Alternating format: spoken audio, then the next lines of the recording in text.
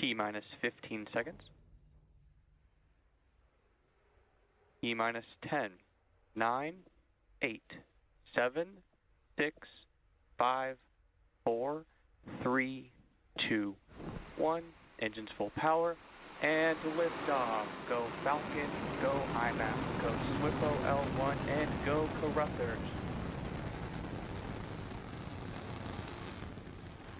And we are flying 3 new missions on a million-mile journey to track space weather.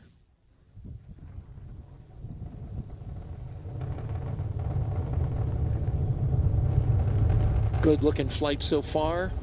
Our tracking cameras getting a great shot as this mission climbs into the sky. We'll be looking now for those engines to throttle down as we go through max Q, the time of maximum dynamic pressure on the vehicle. Falcon 9 power and telemetry are nominal. That's right. So coming up is max Q, which is the maximum aerodynamic pressure, largest structural load the vehicle will experience. So slowing it down helps to reduce some of the load it experiences. Falcon 9 is supersonic. And that will help us recover and reuse the first stage. Following max Q, we'll be able to throttle those engines back up as atmospheric density drops. Max Q.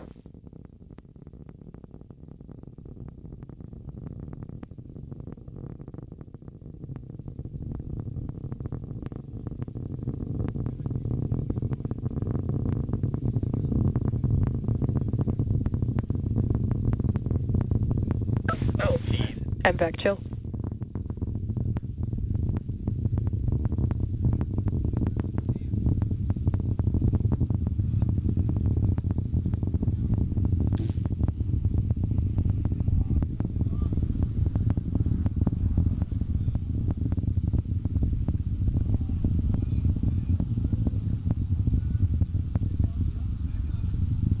T plus 2 minutes into flight. You can see all 9 Merlin engines. You can at least see the exhaust from 5 of them there.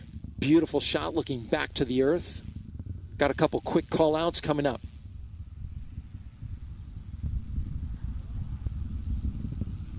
We're going to shut off the engine at 2 minutes and 29 seconds. Stage SEP at 2:32. And then our first burn begins at 2:40. Here we go. Stage separation confirmed. And there it goes.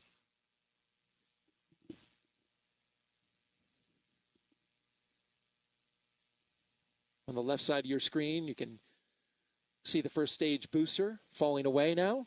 And on the right side, our second stage flying IMAP, SWIFO L1, and Carruthers.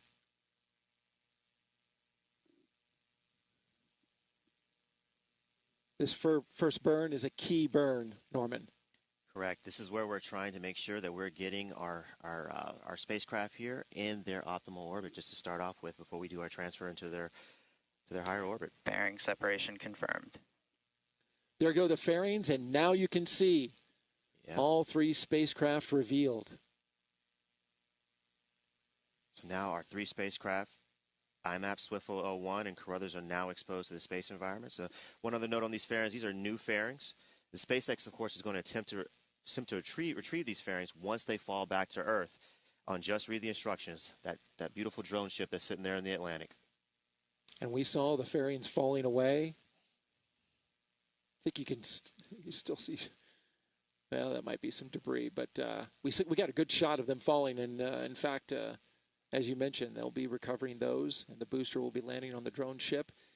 The reason for the drone ship in today's mission is because we need all that performance from the rocket, right? That's actually correct, yes. So despite the fact that we also were launching due east, right, and taking advantage of the Earth's rotation to give us a little bit more both energy. Both vehicles are following nominal trajectories. All right, so we heard that both vehicles flying nominal trajectories. That is actually excellent news there. But despite the fact I said before, we're flying due east to take advantage of the Earth's rotation to give us a little bit more velocity here as we got into orbit, so we can carry a little more payload into orbit. We did need all the performance of this vehicle to actually get our payloads to where they needed to go to do all that great science. One more quick call out here on the left there. You see the first stage there. You see the grid fins that are actually deployed. Those are going to actually help guide the first stage back to the drone ship. When that drone ship first starts its boost back burn. Excuse me. Once the first stage starts its boost back burn, drone ship's not burning anything. You may have seen some but on the soot on that right-hand first side of stage your too. screen, we are burning that second stage. Go ahead, Amanda. Yeah, just noticing here in the great views of that first stage, you may see some soot during the upcoming entry burn and prior to launch as well.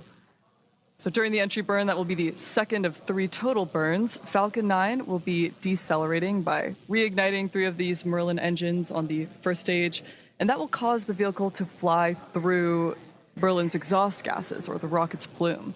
And that's what deposits the layer of soot on the vehicle's surface. It comes from the carbon-based fuel that Falcon 9 uses, and it builds up a little bit more on the outside of the vehicle, which really gives the Falcon first stage fleet the distinctive reused look. So we're looking out for that entry burn coming up shortly.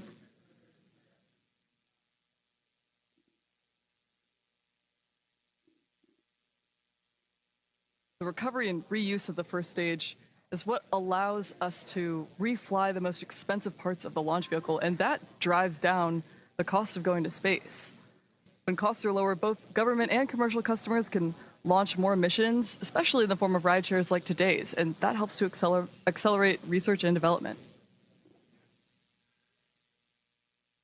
We're looking for that entry burn in just under 20 seconds from now. You'll be able to follow along with the Merlin engines relighting on the first stage with the telemetry on the bottom of your screen. Stage 1 entry burn startup. Stage 1 FTS is saved. And there we heard it.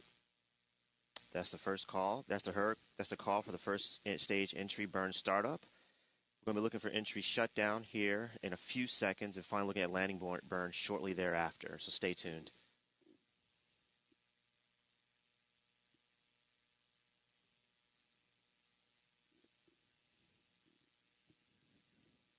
This is the second flight of this booster, Stage and if 1 all entry goes burn well, shutdown. they'll bring it back down and fly it again. Stage 2 is in terminal guidance.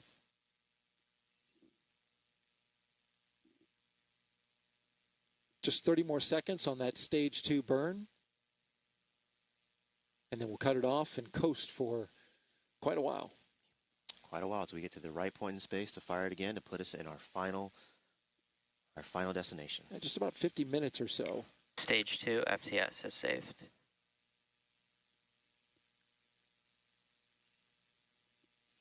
All right, so we'll be looking for that cutoff on the right-hand side of your screen.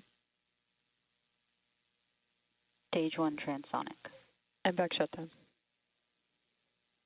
There you heard it, MVAC shutdown. Cool views on the left with that booster coming back. Nominal getting park ready to orbit. shoot through those clouds.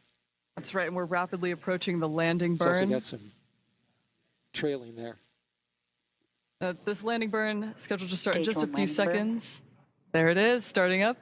This will last about 25 seconds, and this will reduce the remaining speed of the vehicle for a soft touchdown on the drone ship. Just read the instructions.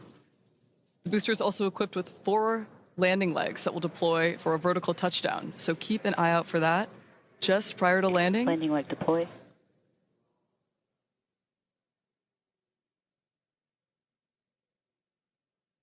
Stage 1 landing confirmed. Beautiful touchdown there of the first stage, and that marks the second landing for this booster. I must say that never gets old. No doubt. And now, the stack. You can see it's not quite illuminated incredibly well, but up there is IMAP, Carruthers, and SWIFO L1.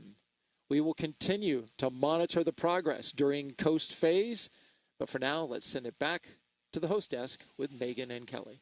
We could have separation of the IMAP spacecraft. That is a pretty cool image right there. IMAP deploy confirmed. There we go. We have IMAP has deployed. separated, beginning its mission to map to the solar frontier and reveal how the sun shapes our space environment.